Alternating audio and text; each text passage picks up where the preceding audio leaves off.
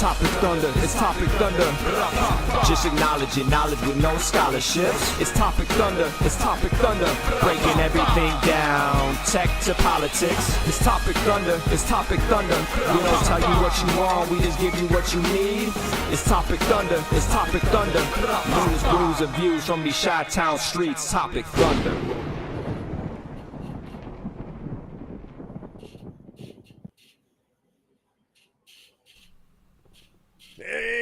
Welcome, ladies and gentlemen. Hey, funny finding you here.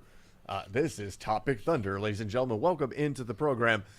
We've got a spicy one for you lined up here. So much. Has anything happened in the last week? Just a few things. Right. And I promise that we're going to get to them. We'll probably do it in a little bit of length because there's really. We're kind of doing almost two topics on the show here today. It's limited Topic Thunder tonight. Well, specific, focused. I like that. Specific Topic Thunder. Welcome to the recreational version of the USS Rapapa. Specific Topic Thunder this evening. And if you heard the reference, that was my friend Biz up there doing the music. And Ben, I had the distinct pleasure of bringing not only myself, Angela, and her family from St. Louis to a night market pop-up appearance of the Shiesty brand. And I'm actually wearing, this is... Oh, I love that. That's great. Right? Like, if you know, you know, right? Mm-hmm. Kind of thing, right? It's got the Nintendo stars. And then it's got the built in the Chicago flag, and the stars have the Nintendo stars is a great touch. Nintendo. I mean, Nintendo. It rhymes with Nintendo. Yeah, right. Nintendo, Biztendo. Yeah, no, absolutely, that's awesome. So we got a chance to visit, to partake in a beautiful experience. Night market's very cool. They had a ton of cool different, that's the beauty of living in a place like Chicago, right? There were so many artists out there that were making things out of clay. There were plenty of pottery there, T-shirts, jewelry. People, there were several street vendors, I guess not street vendors, but representing restaurants, bringing their wares and stuff. There were plenty of alcohol spots, whether you were just going to buy a beer at what I'm sure is probably part of the venue's alcohol service. But then there were specialty alcohols, people who crafted certain drinks and beverages offering. Sounds like a great time. I wish I could have gone. Was. And we walked upon before we get to Biz and we crack a beer, and welcome to the VIPs in the world's most dangerous chat zone, the Thunderdome. We found this lady who was basically making large tea bags of various freeze-dried fruits and vegetables and spices. With the gimmick that you take this tea bag, you place it in a mason jar, you fill said mason jar with whatever alcohol you want, and this particular bag that we bought was like a spicy margarita mix. Okay. So we took our mason jar, filled it with tequila, and you have to soak it for 3 days, and then you have something you can mix with, or if you're drink on your put it over ice and hello. Go so. A fantastic event, and yes, Shiesty was there in full effect. And the minute I didn't tell Biz that it was a surprise, it was a Pearl Harbor, if you will. The minute we walked in, he started handing out a beautiful beer cozy. Oh, let me hold on. Let me take that for sure. Screen share. My bad. I believe you can buy this on the website. It is a beautiful beer cozy. That's awesome. Yeah, and on the other side. built by Chicago. And if you don't know the story of the octopus, I highly suggest you go to getshisty.com. That's spelled shisty.com. And learn why Biz has kind of centered one of his main core products and inspirations around the octopus, because it's a really great and touching story, and actually might if it doesn't motivate you, you're doing something wrong. Biz isn't doing something wrong. Here's Agreed. the beer, ladies and gentlemen. Yeah, which beer is it that's in the Shisty koozie? Yeah, it's the. You said been a regular on the show. It's not. It's the Cold Time by Revolution, which is that looks like a beer that Billy Whack would drink, but no one else would. This is actually. But I think the can's designed to look like that, right? That's part of the gimmick. I guess. Look.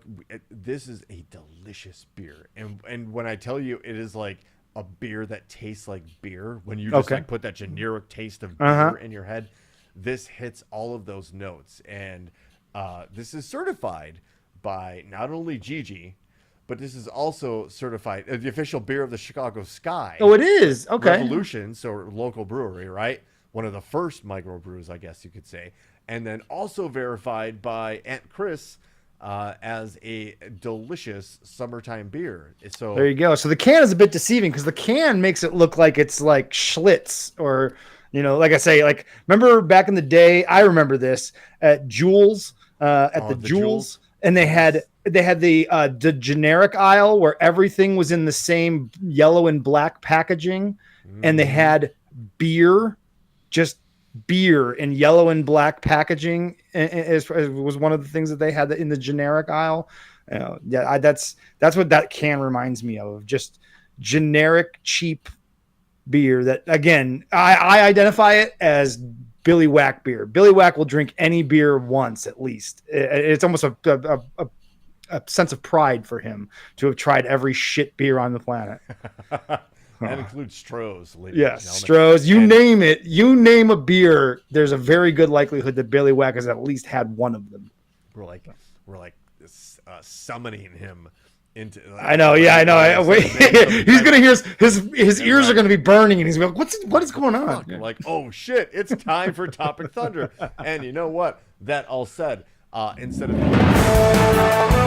can we play that? Oh yeah. I got ahead of myself. Hold on. I got way ahead of myself. It's fine.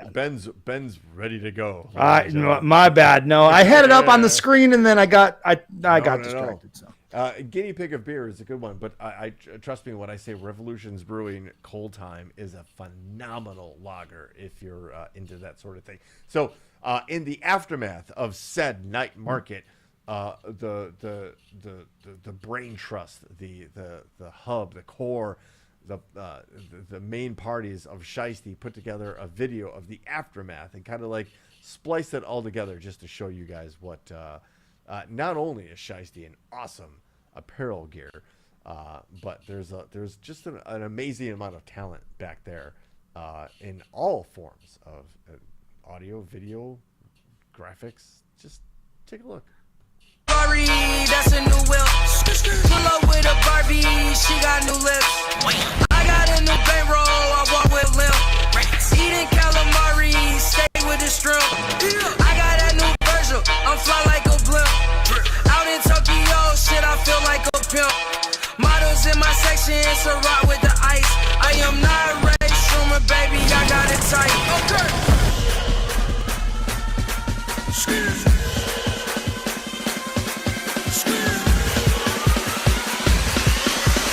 Pull up in a Rari, that's a new wheel. Okay.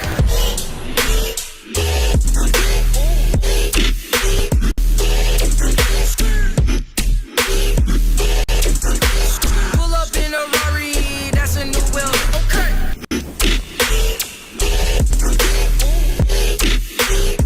Pull up. That's fucking awesome. We need to hire their graphics department.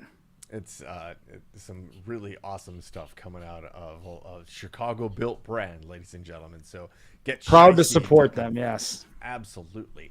And on that, Dad. Whoa. We're gonna get head to headlines. I don't know how we transition for that. So we're just going to transition from that.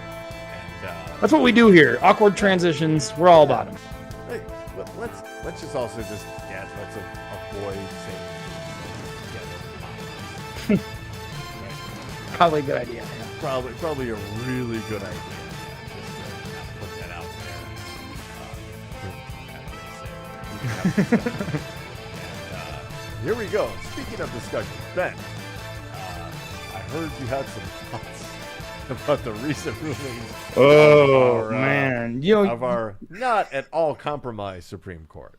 no, not at all. You know, and we were prepared for this. Last week we talked about some decisions that came down before the show went on the air last week, and you, giving credit where it's due, you were very much of like, because I was like, wow, these are some interesting decisions that we're getting here, and you were like, yeah, but hold on, they might just be softening the blow. Sounds like it felt like appetizers now. Mm-hmm. Like they were just like, okay, yes, love this, eat this, and now we're gonna cram this other garbage down your fucking throat, and that's what we fucking got this week. On July 2nd, like 4th of July week, when so many people are starting their vacations, not paying attention to media, like off doing their thing, getting ready to travel, all that stuff, right? It's that Friday news drop that happened. Probably not so in sync with the anniversary of the independence of this country. Shots being fired, and all these things mattered. Ben, Yeah. I want you to lead with this honestly, because I know you. Man, this one's tough. This and the next story we talk about, where they basically dismantle the court has basically dismantled the government's ability to put restrictions and regulations on basically anything. Essentially, what we have now done is turned the power in this country over to judges, federally appointed and otherwise appointed judges who are ultimately appointed in most cases by a president who selects those judges based on very political, ideological bases, right? Yeah, and the Supreme Court now, through multiple decisions, involving the undoing of Roe versus Wade and turning that back over to the states, the Supreme Court immunity case, which basically says everything has to go in front of a judge to determine whether or not it's an official act or an unofficial act, and a judge gets to make that decision on a base-by-base basis. And again, biased, influenced, paid for judges. That's where we're at. Is we are headed towards an authoritarian government fucking head on at this point. And you're going to get into it, but Project 2025, we've talked about them at length. But this Supreme Court immunity thing and the FDA and the regulations thing is extremely important to Project 2025's agenda. And we're going to get into that, but it just feels so dystopic. What Ben is referencing, and we actually do have a hell of a palate cleanser, Mr. Ryan Hansen, friend of the show, long time. This is NPR using adjectives like this, which they don't usually do. It's NPR. In a historic, consequential, and controversial decision on Monday, the Supreme Court granted substantial immunity from prosecution to former President Donald Trump on election subversion charges. Now, this applies to specifically, but also broadly, former President Trump's assertion that the 2020 election was rigged, and any prosecutor, any kind of crime that he may or may not have committed involving, let's just say, fake electors, right, he's immune from. in those situations, right? How is that? How is it an official act to blatantly lie to try to keep power? To get into the nuts and bolts of it, that's what the Supreme Court bounced back to the federal courts to decide if it was an official act. That's bullshit, man. Right, but they're going to say in this instance, like, oh, we're throwing it back to the states. The states have the power. To go back to the article here, the decision written by Chief Justice John Roberts established a broad new immunity from prosecution, not just for Trump, but for past and future presidents too. Future presidents.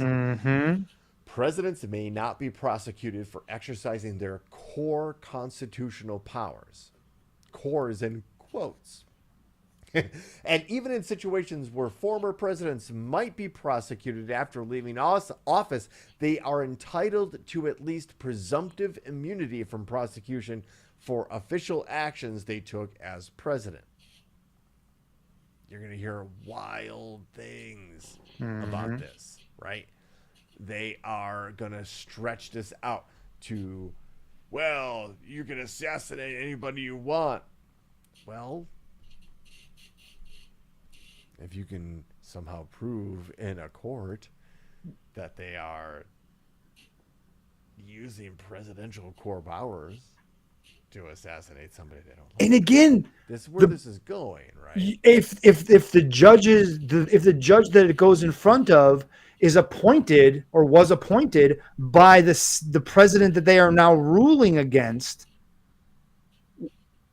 you could see where the fucking nonsense is going to come from, right? Like, this is how dictatorships are allowed to foment and come to power. This is laying the groundwork for that. I don't know that you can put the genie back in the bottle, Brooks, and that's where I'm at, and that's where I get very dystopic in my views of this. Is like, man, again, we're going to talk about the debate, but this plus what happened at the debate makes me even more sure that Trump is going to win this next election. And when he does, it is, make no mistake, what he intends to do. It is a vengeful presidency. He's already said, and as you have alleged, and we'll kind of cover, Project 2025 doesn't hide anything. The playbook is there for everyone to read. They're telling you up front what they're going to do. And it's happening exactly the way they want it to. Is it? Well, pretty damn close. Is it?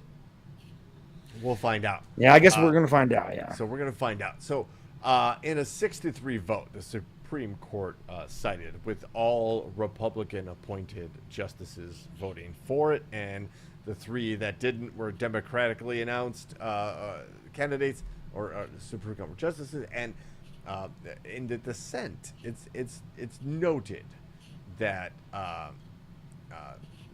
Justice Sotomayor. Oh, this paragraph right here, right before this is what made me fucking furious. The court made clear that if he is reelected, he will be free to simply order the Justice Department to drop the charges against him, and that his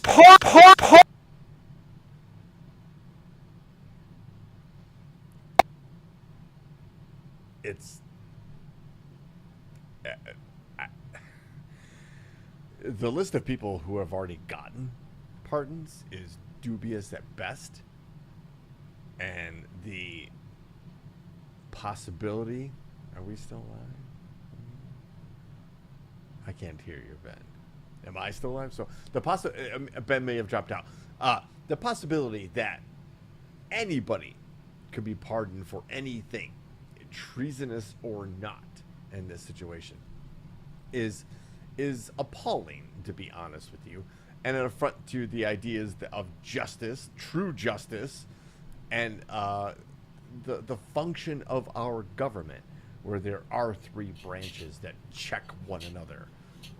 But that all seems to be kind of falling apart, and there's no mistaking the influences. Whether you're looking at the Federalist Society that has been working for 40 years. Leonard Leo may have heard his name on these airwaves once or twice or a dozen times. Just to influence the courts who gets nominated to judge positions, who gets through all these situations. Our boy Sheldon Whitehouse will tell you all about the judges and the dark money scheme. And I guess if you want to kind of recap really quick the other judgment that they made, because I want to get to people like Sheldon Whitehouse. So in another ruling, this one on Friday, the Supreme Court overturned 40 years of precedent that guided how federal agencies protect the environment, workers, consumers, and more, making it easy for regulations to be challenged in court. It is one of the biggest decisions of the term.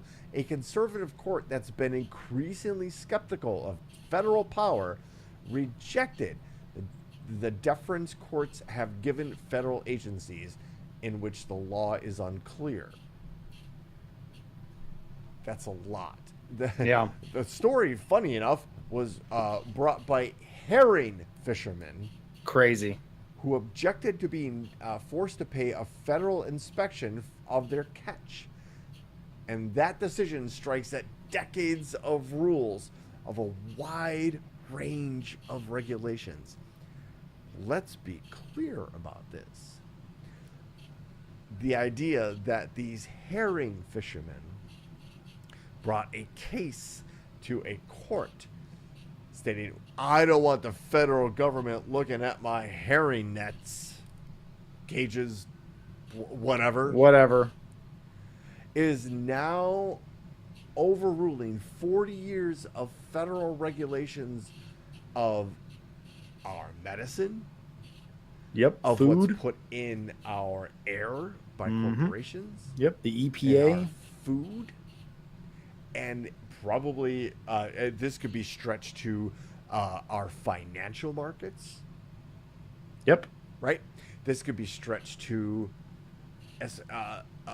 well, hell, at this point, you're telling us that there is no federal government. Correct. That's While where at the we're same at time, this tell point. us there's a federal government that's going to prevent you from having abortions. We are getting closer and closer to a point where you can no longer call us the United States of America. We need to get, it almost feels like we need to get to a point where we're like Europe and we all just become our own countries. And when you live in that state, you live in that country and you live by those rules. And if you don't like the rules of that country, you move to a different one where you like the rules. We're going to not allow the federal government to place any regulations on anything without it being checked by, again, politically motivated, ideologically motivated judges in a courtroom who we've seen time and time again. How many judges have made decisions that were so obviously politically motivated or were just bad decisions in hindsight? Crime documentaries, Netflix almost wouldn't exist if judges were any good in this country. There would be no crime documentaries if judges and law enforcement did their jobs properly and didn't do it with any sort of biases or influences. Thank you. Yes, Stoney. Thank you for hanging out and checking out the replay. Thank you. But if you're going to give everything back to the states, which is what they obviously want, that's what they want to do. Okay, fine. Then let's stop with the theatrics of we're a United States of America. Let's just disband the federal government entirely, and every state is in charge of defending itself from terrorism and from outside influences. We're all on our own.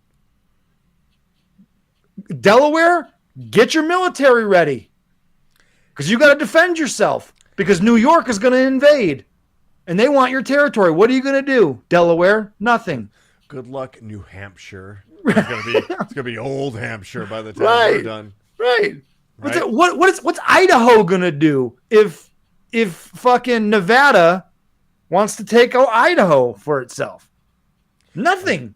I'm just gonna say, living in Illinois, we're we are in no place to invade any one of our neighbors because they, for fuck sure, have way more guns than we do. And way more drugs and meth. Yes. So. And the only thing that we have is that, like, if you're gonna fuck with us, you're gonna fuck with like Chicago, and I don't know if any of our neighbors are ready to fuck with Chicago. But this is a dismantling, man. This is a dismantling It's of our country, of a United States of America. The idea of a United States is being dissolved in front of our eyes. Somebody that we've read articles from on this website before, and podcast before, Sarah Kendzior, who is worth a follow on all of your social media.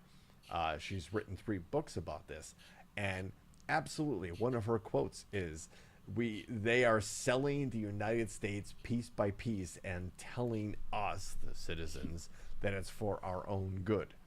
It's literally kind of what's happening at this point. It feels like it.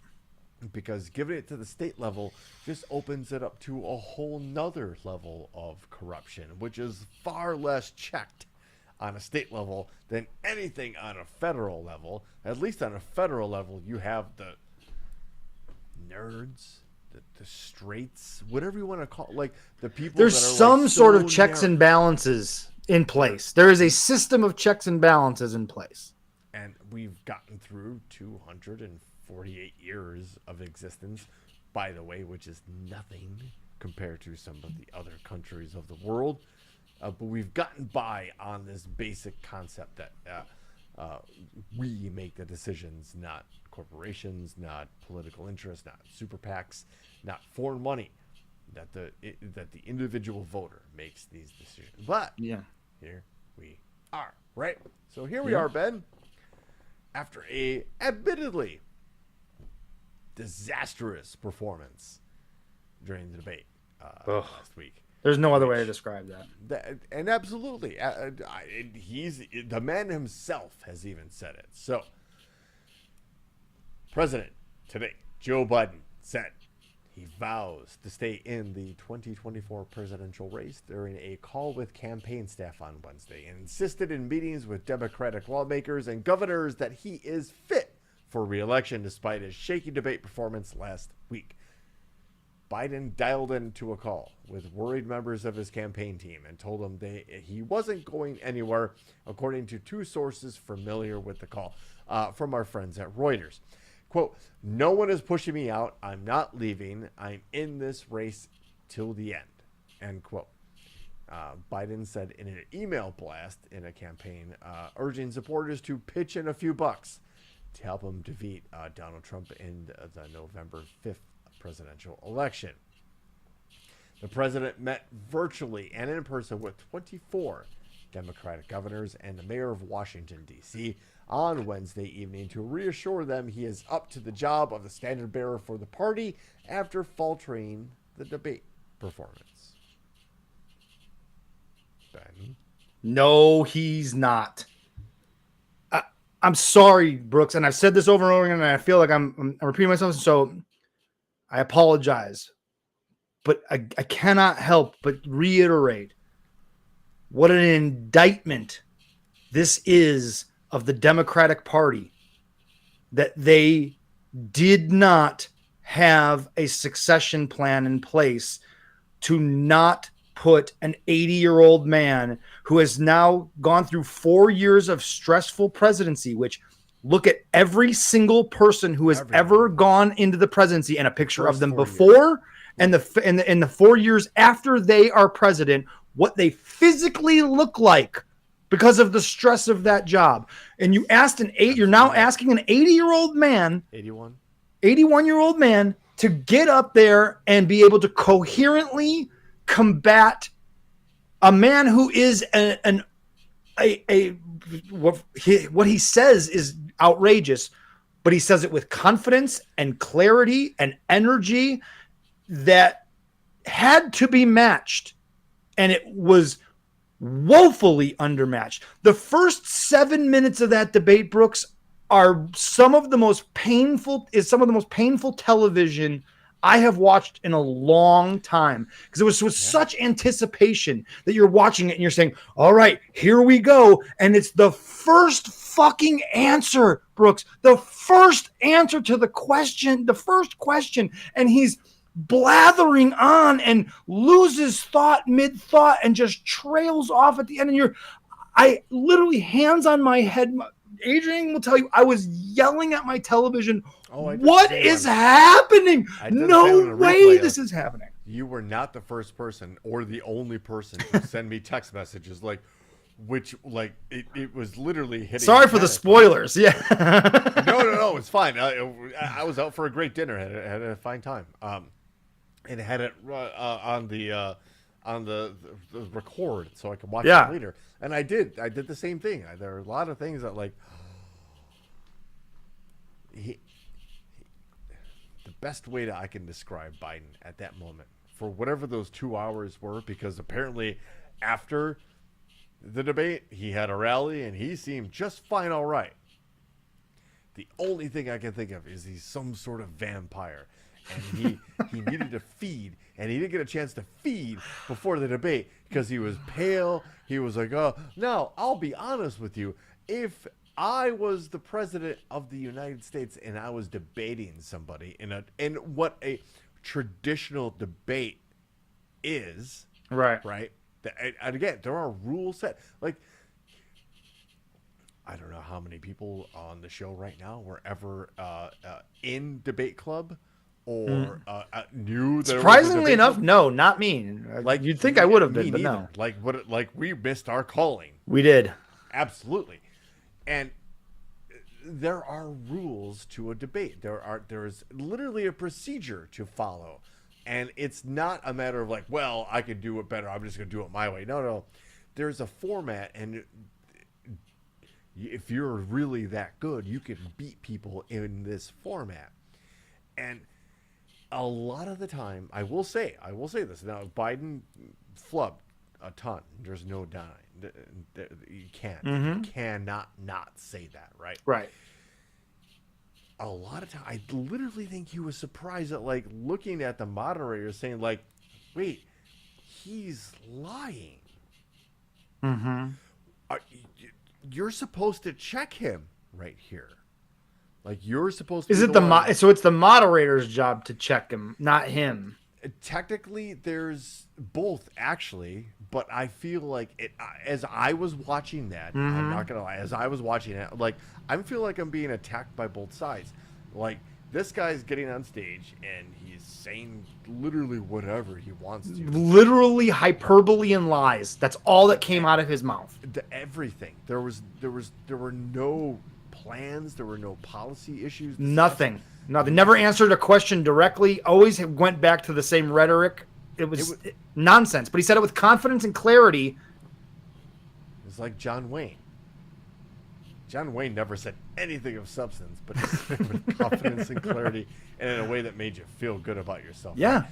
Oh, we got a strong man, which is a fucking problem, because you should want a strong man as your leader. Yeah. And you shouldn't be oh, he said it with confidence. He said it with authority. He felt like he was right. I agree. He's lying the entire time. I will say this. Obviously, I live in as Trump an area as possible. Again, the county I live in was one of the highest percentages of Trump voters in the last 2 elections.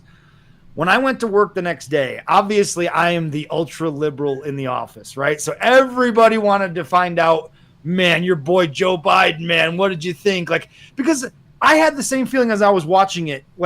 How was it going to be spun? And we're going to get into some of the spin a little bit, but people, you watched it and went, how the fuck are they going to spin this, right? And so people were asking me, how are you going to spin that? And I said, there is no spin, But what they even admitted, my conservative friends, is that watching it from their perspective, their thought was, is this really the best we can do as a country? These two, this is a representation of what the leadership of this country is going to be.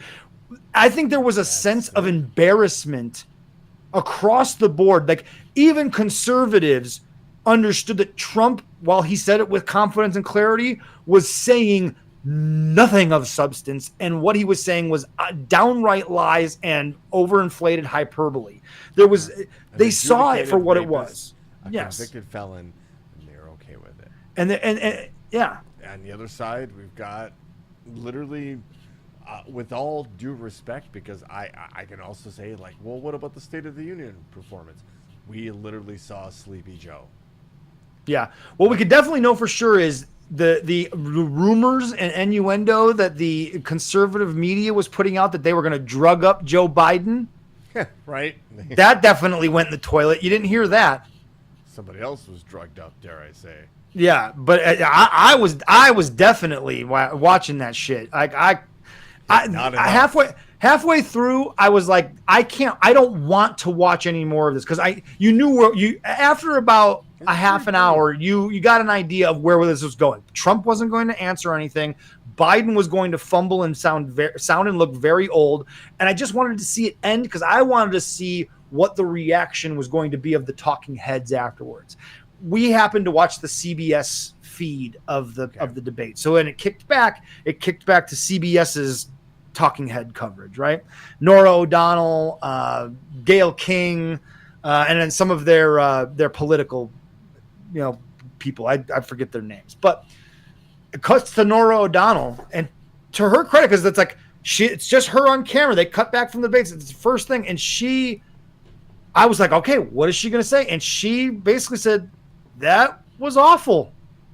That was an awful performance by Joe Biden. There's really no other way to win. And then the rest of the panel all kind of went, yeah, there's really not anything we can say to defend any of that from either person. It was a nightmare. Which is telling, actually. It was like getting secondhand embarrassment from watching your best friend doing drunk karaoke. Yes. It's true. But it's also, look at both parties, right? Yeah. Here are the Democrats seeing their presumptive nominee fumble and fall prey to all the stereotypes that the other side have been slinging his way, right? Mm-hmm. And legitimately having a serious moment of reconciliation and consideration. But, like, is this the right path? Is this the right guy for us right now? Like, all the calls for him to step down. We'll talk about that in just a moment. The Democratic Party is actually going, well, okay, we might not be in the best position to lead. You can't feel confident. Right? You can't feel confident if you're the Democratic Party right now. And then there's the Republicans. They've been like, hey, our guy's been on Jeffrey Epstein's flight list 7 times. Doesn't matter. 34 felonies, another 50 possible. Adjudicated rapist, 7-time bankrupt business.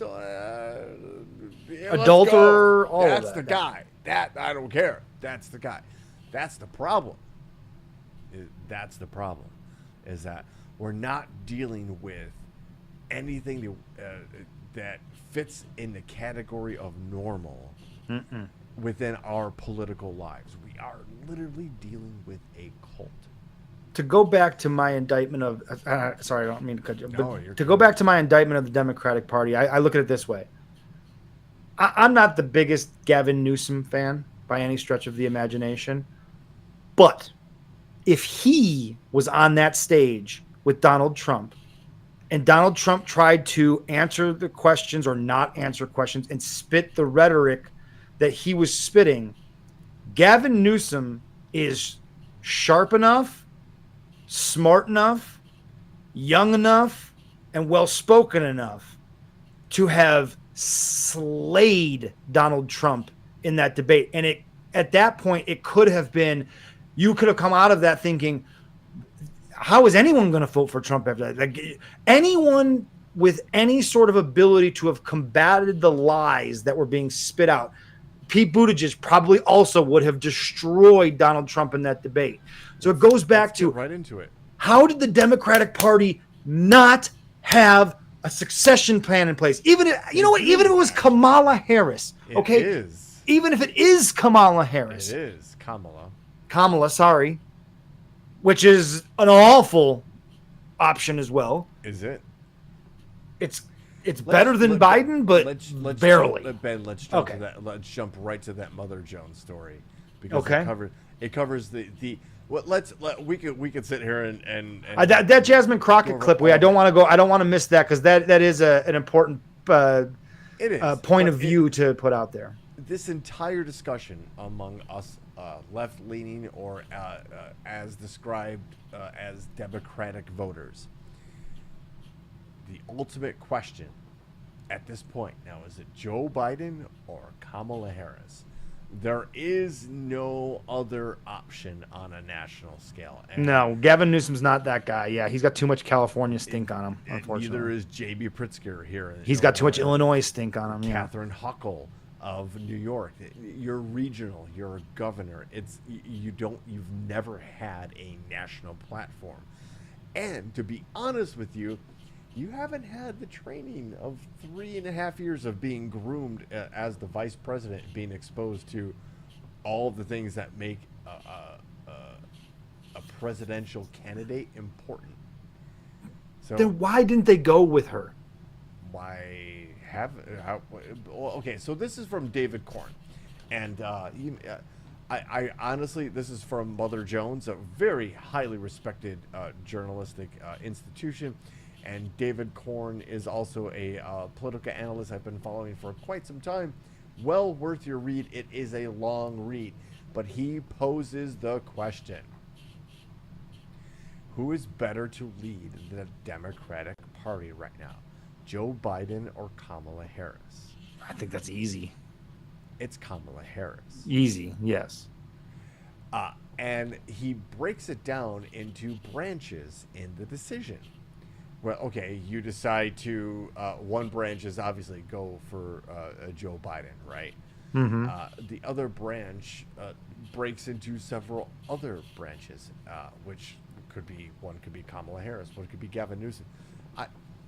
I've heard names from people who now you have to consider suspect, floating Hillary Clinton, Michelle Obama. Yeah, that's another one. Yeah. Right?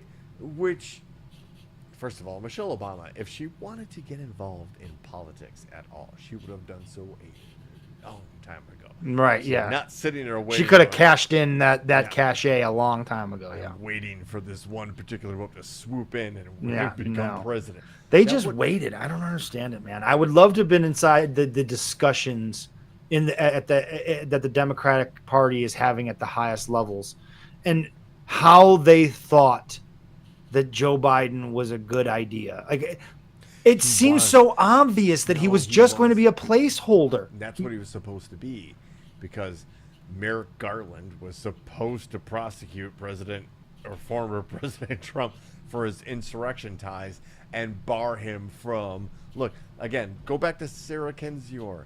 She literally spelled all of these things out. Yeah, Like, but the that fix shouldn't was in matter because- well before ahead of time.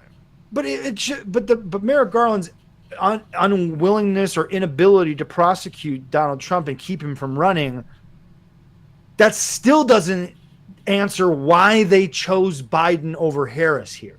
Like, if the idea was always to groom Kamala Harris for the job, and then Biden is just the like in the NBA, they hire an old coach, but they have an assistant coach that they know is going to be the next coach. So they hire the old coach with the idea that the old coach is only going to be there for a little bit to just show them the ropes, and then they're going to turn over the. Why was Harris not on that debate stage? The Democratic Party never even, for the first time ever, didn't hold a primary. They just anointed Joe Biden as the guy. Nobody ran Usually against him. They the didn't allow incumbent- anybody to run against him. Usually the incumbent just gets the nomination if they're running. But this was a different situation. This was not a normal incumbent situation. And that was almost what they sold us on. That's almost what they sold us on without coming right out and saying it. They sold us on the idea that vote in Joe Biden, you know what he's all about. He's going to groom Kamala Harris. He's going to show her the ropes. He's going to show her what she needs to do. He's going to get the country back on track after COVID. He knows enough people across all party lines to be able to get everybody on the same page. That's the pitch. That was the sale. And that's what they sold us on. And everyone's all on board. He did all those things. He got us back on track. He got the jobs back. He got the economy back on track. Unemployment rate is at an all-time low. All those relations, mending our relationships with allies across the sea. He did what we asked him to do. The right things to do, right? But we pushed him too far. As the Democratic Party, the liberals, the left pushed him too far. We asked him to do too much to get a second term out of Joe Biden. Brooks, there's a good chance he doesn't live through another 4 years. Well, that would be that is. I hate to be morbid about it, but let's be that man. If tomorrow they broke into the news and said Joe Biden passed away in his sleep last night, we would all be like, okay, the man's fucking old and he's on a stressful job. Yeah, it makes sense that his body and his heart finally just gave the fuck out. How did we get here? How did they make the decision that Biden was the better choice than Harris? What did Harris do to show them that she wasn't ready? I want to know those discussions. And there's going to be a book that's written 25 years from now that will shed light on it. I will say this. Overall, when you ask, how did we get here? The only answer I can come up with is not enough of us voted. And I mean that sincerely, and I don't mean to throw shade at anybody. But yeah, if you find we should be paying attention to our politics, and it matters at a local level because of this. Yeah, so many people don't want to get involved. They don't want to. It doesn't affect me because I want to spend time with my kids. Right, I'm focused on them. At the fantastic, and at the same awesome. time, you can do both. These people want to have government as they want it to be, refuse to partake in the mechanism to get government the way they want it to be, but then also scream, I don't want the government telling me what to do. Then vote. Mm-hmm. Vote. It's just that simple. Get to know. Spend some time. You know what? You want to spend time with your kids? Do you want them to have a good life, or do you want them to live in a dictatorship? That's where I'm at. My child is going to very likely grow up in a fucking authoritarian dictatorship. I'm going to eventually flee from Costa Rica, here the fuck we come. I'm willing to. I know the words to "Oh Canada," so I'm not that far off. We could joke, but that's kind of where this is going, and we are at a precipice. And as a country, we kind of have to come to a little bit of a self-realization and have a difficult discussion with not only ourselves but our neighbors and our friends. And God bless the people that are posting like, I can get along with the people who disagree with it because we're all Americans. No. We're not there. We're at a point where it's either you're American, you believe in the rule of law and a justice system that works for everybody, or you're on the side of a guy who wants to throw his weight around and prosecute the people who he doesn't like. And if you don't say or do the things he likes, you're going to end up in some sort of camp. I don't know. Maybe I've heard or seen this story before. We're going to jump back to, look, if you ever need to get the lowdown and a real cool vibe of what's going on, all you have to do is look out for Representative Jasmine Crockett as she just kind of breaks down this entire thing. Well, I agree. It's the only way. It's the only cell that I can listen to, because I can understand someone watching that and going, A, I'm not going to vote for either one of these people. I'm just going to sit it out. Or B, I can't vote for Biden, so I'm going to vote for Trump, right? She now, in a minute and 29 seconds right here, she gives the best sales job of why you should still vote for Biden. I'll let her give it. And here's the reality. If you are going to dump somebody because you don't appreciate how they, quote unquote, performed in 90 minutes, and you're going to discount everything that they've done for almost 50 years in this country, then honestly, it's not him that I'm worried about. I'm worried about the people that said that they had his back. The reality is that we see the Republicans will ride with a dude who's got 34 freaking felony convictions and over 50 more counts pending against him. People need to decide that they are going to choose themselves. And if they vote for Donald Trump, God bless us all, because he is only choosing him. That is all he's ever done. That's what he's going to continue to do.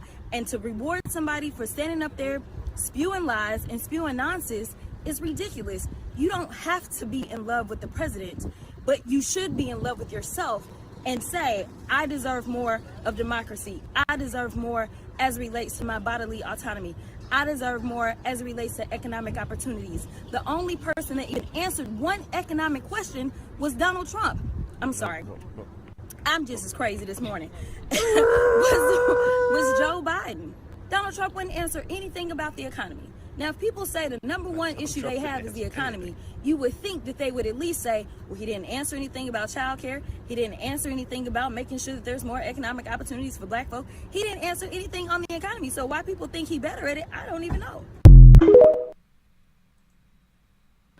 Jasmine Crockett always has the right, from my perspective, the right perspective and a different perspective that you normally, again, don't hear, or at least people are unwilling to say bombastically in front of cameras and microphones the way that Jasmine Crockett is willing to do it.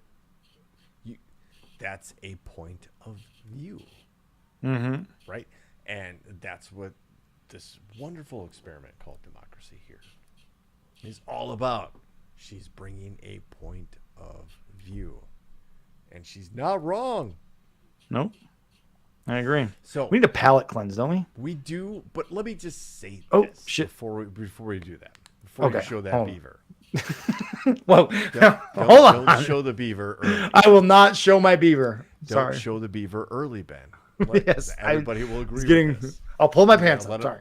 Let him get at least the 3 dates. A couple of dinners.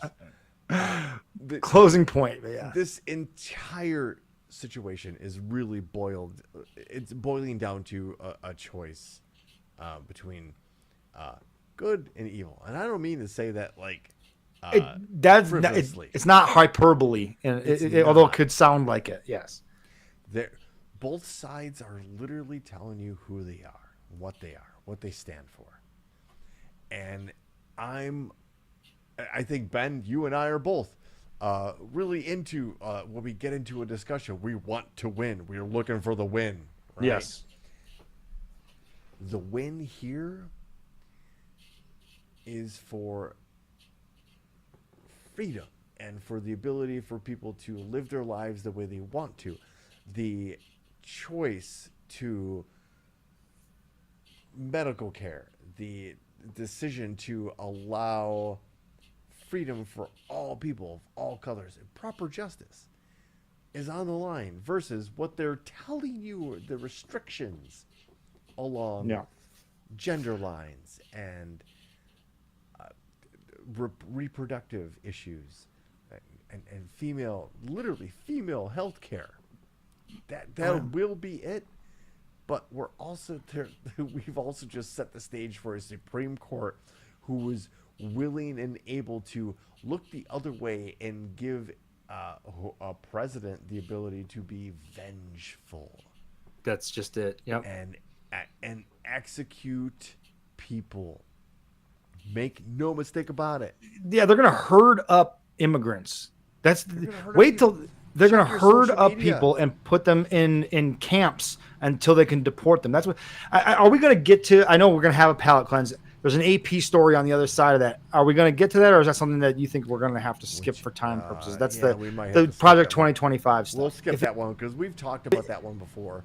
I just want to fair. I will pause and point this out. It's very important. If you haven't seen it, to cover it. It's John Oliver did a segment on Last Week Tonight. Yep. last week tonight. It's about I think an 11-minute segment. It's on YouTube. It's cut up just for it. But he talks about in detail and details Project 2025's plan and what they intend to execute. And that ties back to the Jasmine Crockett thing, is that is the only selling point that Democrats have, is that you may not like Joe Biden. We get it. But you are definitely not going to like what happens if Donald Trump takes office and gets the power that has been granted to presidents now. They are going to consolidate power where you won't be able to work for the government if you don't do exactly what the president wants you to do. You'll have no protection from the president just firing you. There's a lot of jobs, a lot of federal jobs that are protected. Right? They're not politically influenced. They don't involve directly lawmaking, but they're like support jobs, regulatory jobs, right? And regulatory jobs. And sure those people are almost are kind of immune from presidential whims, right? Project 2025, one of the biggest things they want to do is consolidate the power to the president. And all government employees do exactly what the president wants to do. And if you are not of the ideology of the president, you will be removed from your office, no matter if you're the head of the EPA or you're the head of the Food and Drug Administration, or I don't know, you're the head of vaccine and viral things. You're head of Boeing. And you okayed building planes that are death traps because you were looking for profit over engineering. Project 2025, you have to watch that segment to really be able. He does a great job of breaking down why it is important that no matter how dystopic we feel or how upset we feel about the performance of Joe Biden and the fact that Joe Biden is the candidate, the other option is so incredibly horrible that we may not get the country back. It's that literally. It's that crazy that history could look back at this election and what we're responsible for. And it will look back on us either as we saved the country from itself, or it really is, as Ryan Hansen pointed out, every empire has a beginning and an end. There has been no empire that has lasted for all of humankind. We may be at the end of the American empire. It's going to crumble. It's quite possible. You're not back wrong. To the beaver. Let me show you my beaver. Ben, show me your beaver. Show me the beaver. So what is this?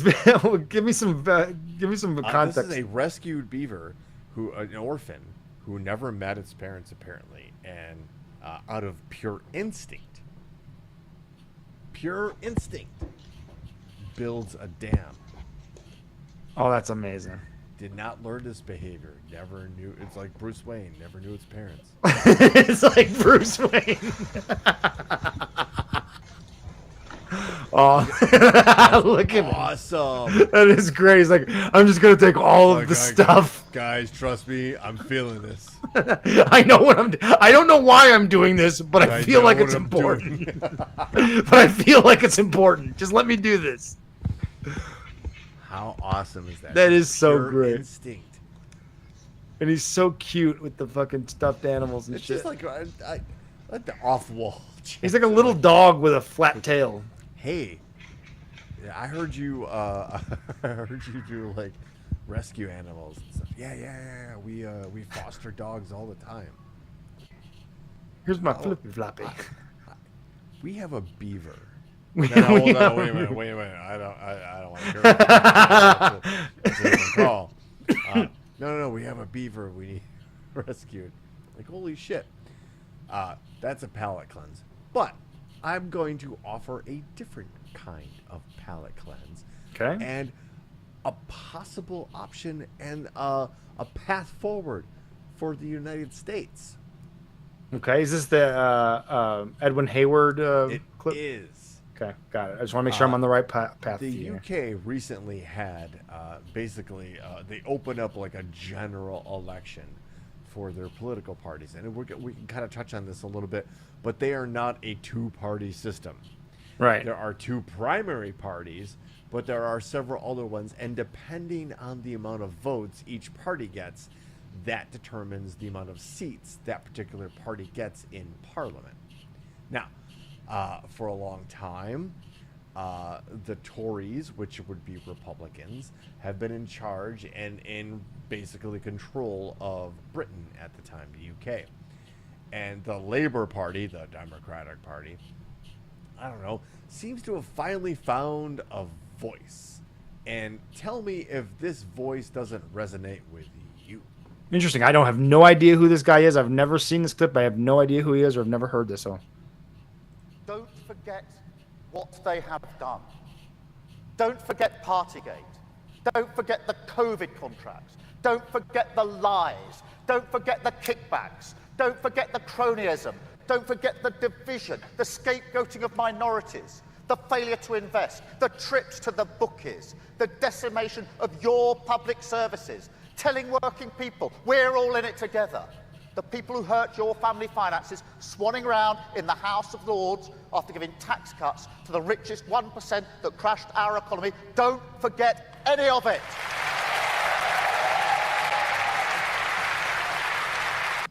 I Don't love it. forget Oops. what Sorry. they Happens. have My done. bad. Yeah. And a UK election, Tories set to suffer total annihilation, final mega poll predicts. The final United Kingdom election polls make grim reading for Prime Minister Rishi Sunak's Conservatives. The YouGov MRP poll predicts Keir Starmer's Labour will win 431 seats. That they are literally winning 229 seats Wow. That is a fucking hammering. from, and in when they had won in 2029 102. That's what happens when you get someone with some fucking energy who can convey a message with some energy and some conviction and is not 80 years old. In the parliament over there in the UK, they are predicting a 210 seat majority for the Labour Party, showing the party on 430 seats, which again up 228 from the last election, while the Tories, the Republicans, the Conservatives, Wow, that is a bloodbath. 239. That is Right? a bloodbath. It is a bloodbath. The UK people stepped up and fucking said what they hear. That is the people. That is the voting public making a definitive statement. That is our hope. That Is the proof. canary in the coal mine, or the light at the end of the tunnel. Maybe is the better way to That put is it. the proof right there that if we get the right people with the right messaging that are just literally speaking to us, there is hope.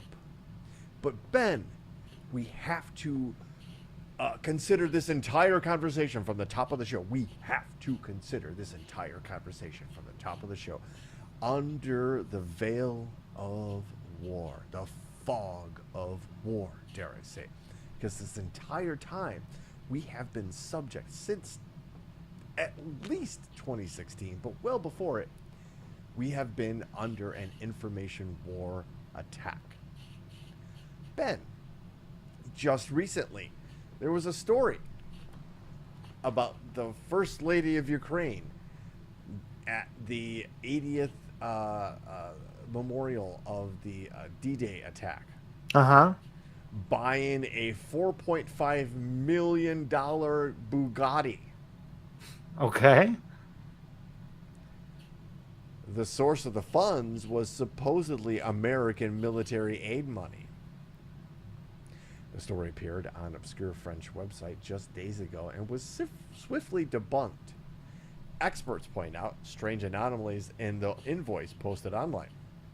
Whistleblowers cited in the story that appeared only in oddly edited video that may have been artificially created. Bugatti issued a sharp denial, calling it fake news, and its Paris dealership threatened legal action against the people behind the false story.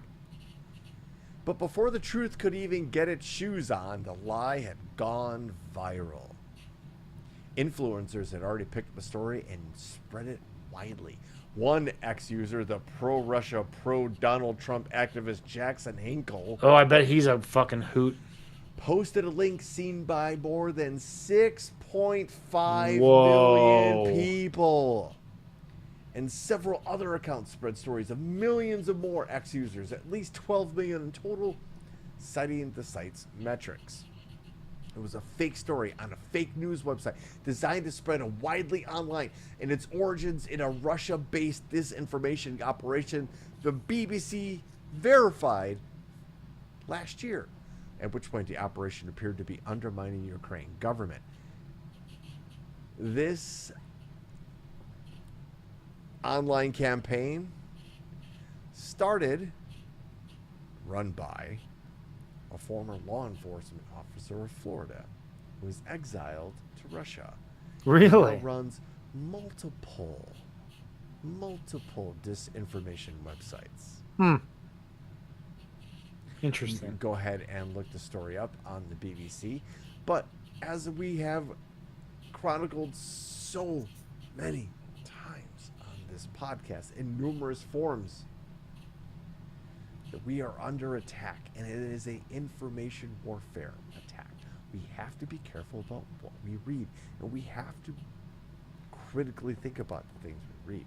Because, Ben, the next story, when you argue online with somebody, this is actually what you're arguing against. That's incredible.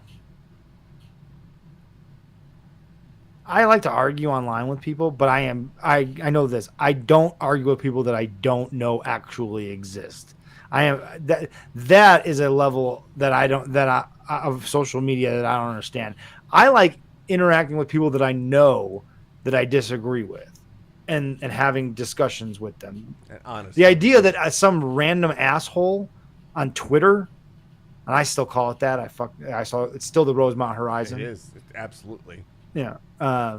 But the idea that just some random asshole that I have no idea who he is or even what he looks like, and I'm going to argue, I'm going to spend any time trying to correct that guy's idea. Like, I want to help my friends be enlightened and not be subject to disinformation and things that are wrong. I want my friends to know the truth and not be caught up in the lies. That's my enjoyment of that's what I get out of social media. That's my purpose for social media, right? It's not to show you what I'm eating or my pictures of my son or my kids or my wife or any of that. It's not about my life. It's about interacting with my friends on subjects that I find interesting. And when they comment about something that I know is incorrect, I feel obligated to let them know that, hey, what you think and just said is not correct. And here's why.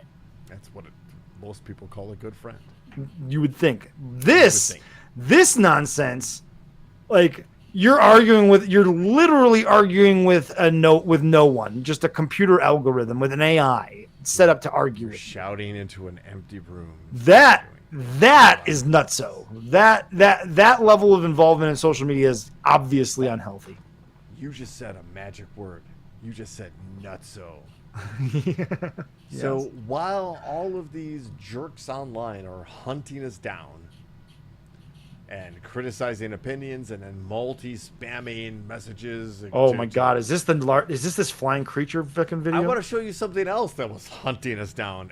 Probably, Oh God! Again, this is nature terrifying. we have bigger things to worry about, such as the Literally. largest flying creature ever. All right, ready? Humans by comparison. Look at that fucking thing. Could you imagine that thing flying around? The size of that thing? Quetzalcoatlus. It is the largest ever recorded flying creature on the That's its head. They used to call this in a lot of terms the Thunderbird. Uh-huh. A lot of indigenous people have stories and myths about a ginormous flying bird that would come in and occasionally swoop down and eat a bunch of people. That, I believe, could eat a bunch of people. Dude, the megafauna, like, you always have that hypothetical question of like, if you had a time machine, where would you go first? And honestly, as terrifying as it would be, I think I'd want to go back to the time of the megafauna, and without having to confront them closely, just to observe. No choice. I know that you have no choice. But like, if I could be in like some sort of like protective bubble or something, or like, but to see a giant cat or a giant possum, like or literally these a bear just that's 8 feet tall, and it's not on its hind legs. exactly right. This, a bird that is fucking enormous, looks like a dragon. Right? You can understand by how people could confuse that thing with a dragon.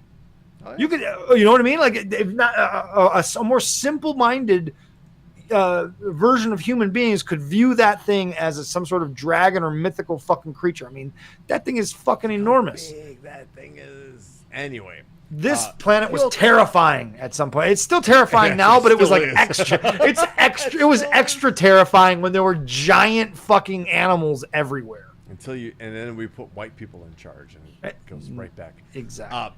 Speaking of a lot of white people, this last bit of palate cleanse before we get to the lightning round is courtesy of the Calgary Flames. Also, then courtesy of Gigi, who brought this to my attention. And in the sports world, the quest to gain more followers and one up and throw shade at another team by also being super, super cute, I present to you the winner of that particular contest. Harvey, I have to catch up because it's my future, and I invited my friends. This is the best day ever because I had a sleepover. Ah, that's so fun. Wait for us, Harvey. Guys, they're not trophies, they're Stanley Cups, my dad told me. Come on in. Thank you guys I love so their much little for Canadian coming down accents. to the Saddledome. And Tilly, thank you so much for bringing your class with you. This is so exciting to have a field trip here to the dressing room of the Calgary Flames. Raise your hand if you know who this is. Yes, Anna?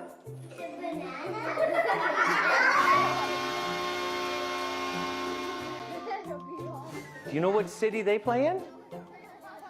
It's in Chicago, but I know. It's Chicago. Well, raise your hand, okay, if you know what team this is. Yes, Anna? France? You think the Penguins play in France?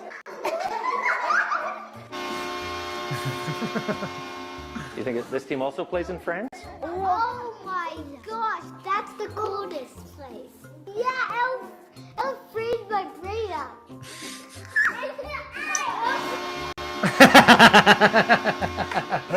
Your initial reaction, what you feel, what you think when you see this. Boys have leaks on their shirt. Hands up if you know who this is. The Tigers! The Tigers. P.S. Thank you, Tigers. In October, Flames fans. Oh, it's incredible. That's awesome. It's awesome stuff right there. That's how you use social media, right there. That's how you use social media. But speaking of awesome stuff, ladies and gentlemen, welcome to the lightning round. Let's see those thunderbolts up in the world's most dangerous chat zone. We call it the Thunderdome. Welcome to the Internet Saloon. We're about to get a little spicy here. And if you're not familiar with the Thunderdome, well, let me introduce you to my dad's favorite segment, although I think he jettisoned after the after the admonishing you gave him. Yeah, was it bad? No, it was necessary. Okay. It was the right thing to do. All right, I tried to do it. I did, I don't know. Anyway, welcome to the lightning round, where 3 stories enter the Thunderdome. One gets read, and that is chosen by you, the people. So, without dilly or dally, because I've got the next day off, and I want to continue drinking beer. There you go. Story headline number 1. What's a fart walk? How this trendy exercise can help digestion. All right, you have my attention. Headline, I hope so. Headline number 2, Florida man arrested for shooting down Walmart delivery drone with 9mm pistol. Florida man coming through again. Never fails. Never. And headline number 3. Korean robot commits suicide after a year in public service. If that isn't a metaphor for capitalism, I don't know what is. All right. So, Oh, folks, my God. of course, we thank you for joining the show. Yeah. Your participation, especially in this segment, is particularly important. So please get your votes out. Gigi is definitely apparently voting number 2. Yes. But, She doesn't even need to hear it twice. Just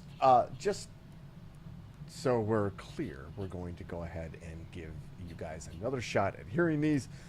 We're as we await the Ryan Hansen remix. So headline Number 2 is the 1. reason we celebrate 4th of July. What's a fart walk? How this trendy exercise can help digestion. I kind of want to know what a fart walk is. I'm interested. Headline number 2. Even if it doesn't get read, I may go back and find out. I might Google fart walking. I might know somebody who has the link. So. Perfect. You might want to pass it along to them that I want to see that if it doesn't get Headline voted. number 2 from WTAP. Yes, WTAP. Florida man arrested for shooting down Walmart delivery drone with 9mm pistol. Some skilled shooting. And headline number 3. Korean robot commits suicide after a year in public service. That's it. That's a great one too, man. But the metaphor is great as well. We literally have 1 vote. Yeah, come on now. Let's go. Yeah. As we've discussed earlier in the show. There we go. Now they're starting pouring. Oh wait, no, that's also the direction of the country and this segment depends on your participation. So, smell my walking. Florida gun range, and even robots can't take it. Even robots can't take it. That's great. I love it. That one's my favorite. And Ryan Hansen's going with story number 2. Is that it? Going once. Going twice. People are already getting on with their July 4th. It's cool, man. Like, I've got tomorrow off. Do you have tomorrow? Are you working tomorrow? No, but I'm playing golf bright and early tomorrow morning. Oh, like literally, the sun will have just come up as I start. My tea time is at 7 a.m. tomorrow. Oh wow. Okay. 18. Oh yes. Oh yeah. Okay. Well, that's the only way dude. I don't mean to derail, but I like. For me, a round of golf should not take 4 hours, but it does now because people are so fucking slow. So when I play in the morning, I'm one of the first tee times off. And the only people that play that early are people that are serious about golf. No one get through it. No shenanigans. Yeah, exactly. They're there for the same reason I am. Get the 18 in as soon as possible and get the fuck on with your day. Swing club, hit ball, let's go. It's Move, not like right? Jerk around, drink beer. It is maddening. It is maddening on a Sunday that it takes sometimes 5 hours to get through a round of golf if you play in the middle of the day. That's because not cool. It's not fun. It's not fun. All right. So, All right. There you a go. total of 3 votes will determine this week's winner, and that winner is story number 2. Florida man arrested for shooting down Walmart delivery drone with 9mm pistol. Sheriff says Lake County, Florida. Florida man was arrested after he shot down a Walmart delivery drone in his neighborhood, according to officials. The Lake County Sheriff's Office said they received a call about a Walmart delivery drone being shot on Wednesday. Responding deputies confirmed there was a bullet hole in the load that the drone was carrying. Hello. Witnesses identified the shooter as Dennis Wynn. Oh, you know what? Yeah, hold on, Ben. This. Oh, they have a picture of Florida man. They actually have a picture of Mr. Wynn. Perfect. I say that lightly, Mr. You can go ahead and show that. Oh, there he is. Yes, he looks like a Florida man that shoots at a drone. 100%. Check identified the shooter as Dennis Wynn, 72, when speaking with deputies. Excuse me, as I belch while talking. Wynn admitted to shooting at the drone once with a 9mm pistol. He's got a hell of a name. Wynn was arrested and charged with shooting at an aircraft. criminal mischief, damage over $1,000, and discharging a firearm in public or residential property. Further information was not available. Wow. Sometimes they sound good, but they're not